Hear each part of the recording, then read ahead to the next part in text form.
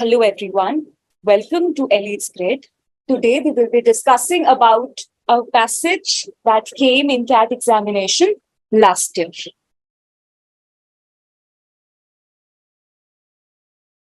Okay, let's read the passage. We begin with the emergence of philosophy of the social sciences as an arena of thought and as a set of social institutions. The two characterizations overlap but are not congruent. Academic disciplines are social institutions. What is the meaning of this? We are saying that when we talk about how social sciences and their philosophy emerge, we talk about two aspects. One is the arena of thought, that is, the school of thought or the different opinions that the scholars have given, like, why society emerges, how it functions, etc. And the second part is more about practical usage, which is social institutions. What are social institutions? Social institutions means family, religion, caste, all these are social institutions. And these two aspects, the thought or the academic portion or the theoretical part and the social institution, they overlap to a great extent, but they are not congruent. They are not same, though there are many similarities between the two. For example, in the academic discipline, we study that, under the caste system, there are restrictions about eating together, or not, no two caste or the upper or the lower caste can eat together, or intercaste marriages are not allowed. But when it comes to reality, we see that, especially in urban areas, such eating restrictions no more exist. However, still majority of the marriages are within the same caste. So there is an overlap between the academic discipline and the social institution. But again, they are not same. There are variations. So in rural areas, it's something else. In urban areas, it's something else. So there are variations. They're not congruent. And academic disciplines are social institutions. So they are quite similar also. My view is that institutions are all those social entities that organize action. They link acting individuals into social structures. What is the meaning of this? As per the author, what are institutions? What do you mean by institution? It means those entities, those bodies, those frameworks that organize the action, that organize your action. So, and for example, your behavior, or I mean your action, when it comes to school or in family or marriage or friendship, these are different institutions. And your behavior in all these will be different. It won't be same. So aren't social institution influencing your action? They are organizing your action, the way you should behave. So they're acting as a link between the acting individuals, I mean, who are carrying that action, and the social structure. Social structures can be your norms, regulations, cultural aspects, regulations, hierarchy, etc. So institutions are acting as a link. They are influencing the way you should act in that particular institution. Now, there are various kinds of institutions. Hegelians and Marxists emphasize universal institutions such as family, rituals, governance, economy, and military. Hegelians and Marxists, these are, scholars. So they emphasize universal institutions. What do we mean by universal institutions? Universal institution means those institutions that exist everywhere. So irrespective of the community, irrespective of the country, you will find them. So you'll find families in India also, in US also, rituals, governance, economy, these structures you will find everywhere. So they are universal in nature. Though, they won't be exactly similar, but the basic nature would remain the same. Let's say, in case of family, when we think of family, we think of husband, wife, children. So irrespective of the country, this particular structure would be maintained. Though there are changes, some countries do recognize same-sex marriage, but again, more or less, they're universal. These are mostly institutions that just grew. Perhaps in some imaginary beginning of time, they spontaneously appeared. In their present incarnations, however, they are much the product of conscious attempts to mold and plan them. So it means that, these institutions, they just grew. That means they just came up on their own without much conscious planning. Nobody sat there and planned for it. Like, okay, there should be a family like this, marriage should be like this. It's just they came up to satisfy the basic human needs. They came up on its own. So they came on their own, but today they are a product of conscious attempts to modern plans. So today, things are different. We don't take everything as granted, but we, instead of just getting influenced by them, we also influence them. For example, when we talk of religion, religion did come up many years ago, and for example, it is said that it came because whenever people used to be afraid, they would pray and they would gain more confidence. So religion came to decrease fear. But today, if I talk about religion, then it is very different from what it was before. For example, today we have e-darshan, online aarti. Now, these things are very consciously planned. They're not something that naturally happen. So even if these institutions, they came up on their own to satisfy certain needs, but today they are an effort of conscious planning. They are a result of conscious planning of individuals. So it's a outcome of individual action. We have family law, established and disestablished churches, constitution, and laws, including those governing the economy and the military. Institutions deriving from statute, like joint stock companies, are formal by contrast with informal ones such as friendship. So basically, that they are telling about the different types of institutions. So there can be some which can be very formal. For example, those that come up from a statute or from a law. For example, joint stock companies. In India, we have Companies Act 2013, which regulates the working of the company. So who should be the director, who's qualified to be an auditor, etc. And so we have a proper law which specifies, how that company should work, how those people inside the company should behave with each other. Whereas there are certain informal ones like friendships. Now, in case of friendship, you do not have an act that regulates your behavior. So it's informal. That means there are no proper law, rules, or regulations for it. There are some institutions that come in both informal and formal variants, as well as in mixed one. Now, the institutions can be formal or informal.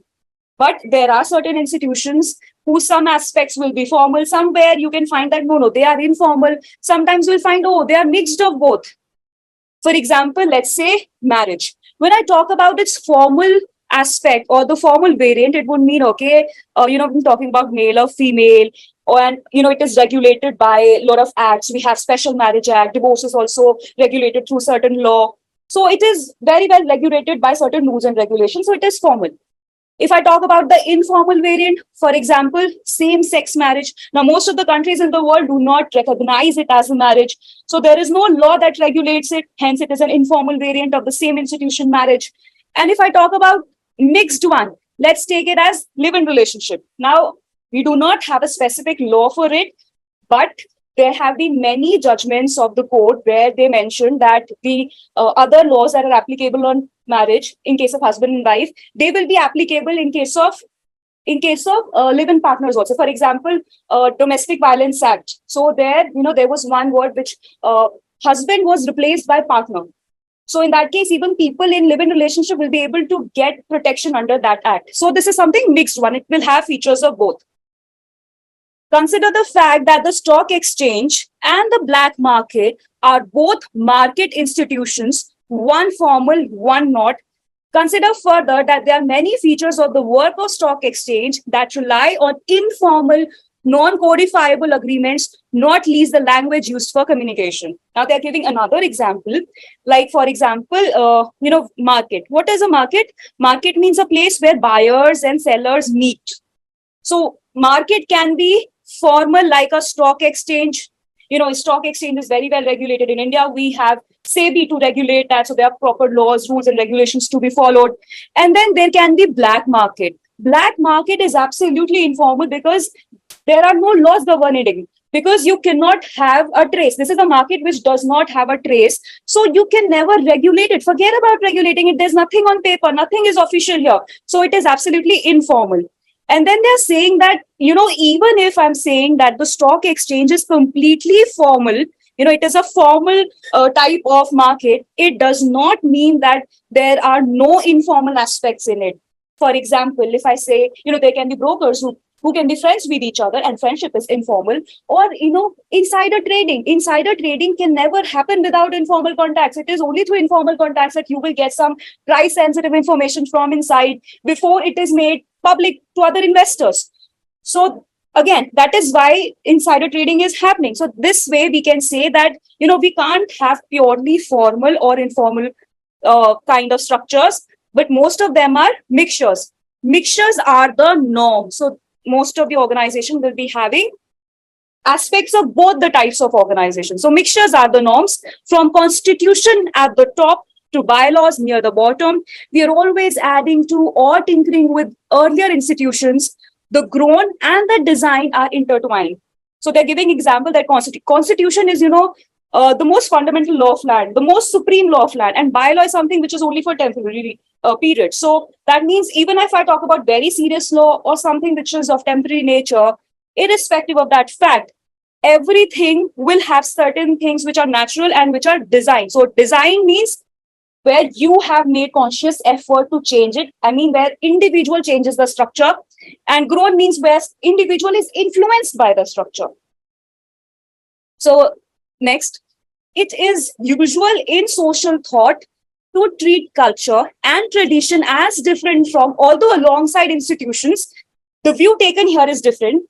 Culture and tradition are subsets of institutions analytically isolated for explanatory or expository purposes. It means that, like we study many times, in any model, we do not try to study all the variables together. We study one variable and we keep all the other variables constant so that we can better understand the functioning of that variable.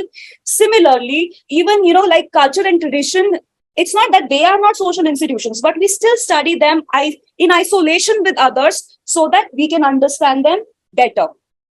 Some social scientists have taken all institutions, even purely local ones, to be entities that satisfy basic human needs under local conditions. Others differed and declared any structure of reciprocal roles and norms as institution. Now, it means that there is no consensus among the social scientists about what an institution is. For somebody, it can be anything that satisfies basic human need, whether it is very local in nature. Local means something that exists only at a very local level, only at particular locality, not universals, opposite of universal. For example, we have this one of the tribes in Himachal Pradesh where polygamy is very common. So we can have, polygamy is very common, one wife and many husbands. So in that's a very local custom. That's not something universally happening. So for some scientists, anything that satisfies human needs will be a social institution, whereas for somebody else, it can be wherever there is reciprocal roles. That means reciprocal give and take. For example, you work in any company, so you do their work, and then that company pays you. So it's also a reciprocal role. There's a give and take. So that's also a social institution. Most of these differences are differences of emphasis rather than disagreement. So it's not that, these people don't have any consensus, not because they disagree with other people that what you are saying is not a social institution, but rather some of them focus on certain aspects of social institutions, some other focuses on other aspects of social institutions. Let us straddle all these versions and present institutions very generally as structures that serve to coordinate the actions of individuals. So now the author is saying, now keep aside all these definitions. We will present a very general definition, which is that social institution means any structure that helps in coordination of action of individuals. For example, if you talk about school is a social institution. Now, there you have to coordinate. The teachers have to coordinate with each other. Teacher has to coordinate with the students. Students have to coordinate among themselves. So social institutions involve multiple players, multiple individuals. And if they have to work properly, they have to coordinate. So any social institution would mean a place where, which is helping people to coordinate with each other. Institutions themselves have no aims or purpose other than those given to them by actors or used by actors to explain them. So an institution itself will not have any goal. It will depend on what the individual wants to attain from it. For example, religion is a social institution. Now, for some people, it can be a source through which they remove their fear. For some people, it can be a way through which they decrease their loneliness. For example, they participate in kirtans, satsangs, through which their loneliness decreases. So for some, it can be a way to earn more money. So what an institution is defined by that actor, and there is no No institution has its own goal. Language is the formative institution for social life and for science. Both formal and informal language is involved, naturally grown or designed. Language is all of those to varying degrees. So now they are giving the example of language, that language is also an institution and it can be formal or informal. It can be naturally grown or designed. It means naturally grown means something that happened on its own, that occurred on its own without conscious effort to satisfy the needs of human. For example, if you remember, uh, the Harappan civilization had a language which could not be deciphered till today. Or there are many tribal languages which do not even have a script. So they just they came up on its own just to satisfy the need of people. Whereas if I talk about design languages, for example, English, now design languages will have a proper structure, proper rules, proper grammar. So they are designed by conscious planning. Languages are paradigms of institutions, or from another perspective, nested sets of institutions. Syntax, semantics, lexicon, alphabet, character set are all institutions within the larger institutional framework of a written language. So now they're saying that language is not just an institution, but a set of institutions which has many institutions within it. So there's a proper syntax, there's a proper rule for structure of the sentence, there's proper word meaning for proper other words, then there are proper alphabet, etc., etc. So it's a system, it's a set of institutions, not just an institution. Natural languages are typical examples of what Ferguson is a very famous linguistic, called the result of human action, but not the execution of any human design. Reformed natural languages and artificial languages introduce design into their modifications or refinement of natural language. So they are differentiating between what are natural languages and what are artificial languages. So natural language means something that just occurs on its own without any human action, means conscious human action. It occurs unconsciously because people want to talk to each other, they want to express their feelings, so it comes on its own. But artificial language, they come up when we modify the natural language or we refine it further, we create rules for it, all such things. Okay. Above all, languages are paradigms of institutional tools that function to coordinate. Again, we have already studied that institutions means those institution means those structures that help us in coordinating with each other. So coordinate the action of individuals. So similarly, language is an institution and hence it will also coordinate, because it is only through language you can express your views, your opinions, and then only you can communicate, only then you can coordinate. And hence, just like other institution, it is also a social institution which coordinates action of individuals. So now let's come to the questions. First question: consider the fact that the stock exchange and the black market are both market institutions, one formal, one not. Which one of the following statement best explains this quote in context of the passage? If you remember it, we started it by talking about types of institutions, that institutions can be formal or informal, right? We started it here. We started it here somewhere. Okay, yeah. Joint stock companies and informal one. Okay, black market and stock exchange. So one is formal, one is not formal. Option A. The stock exchange and the black market are both organized to function by rules. No, both of them are not organized to function by rules. Only stock exchange functions by rules. Black market is not functioning by rules. There are no rules for black market. Black market doesn't exist on paper. So you cannot have any rule to regulate it. So option A is incorrect. Market instruments can be formally traded in stock exchange and informally traded in black market. What are market instruments? Market instruments, for example, share certificate, debt certificate, or for example, commercial papers, treasury bills. These are financial instruments or market instruments where you can buy and sell them. Now, the thing is that nowhere in the passage we talked about market instruments. Nowhere. There's just one line talking about it, that one of them is formal and one of them is informal, and our focus is on types of institution, how institution function, what type they have.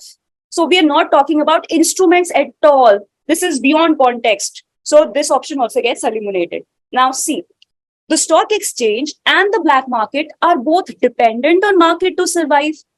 No, this is incorrect. First of all, we're not talking about survival of any market in the passage. And secondly, the passage also is saying that, within market, we can have a formal type of market and an informal type of market. Formal type is the stock exchange, informal type is the black market.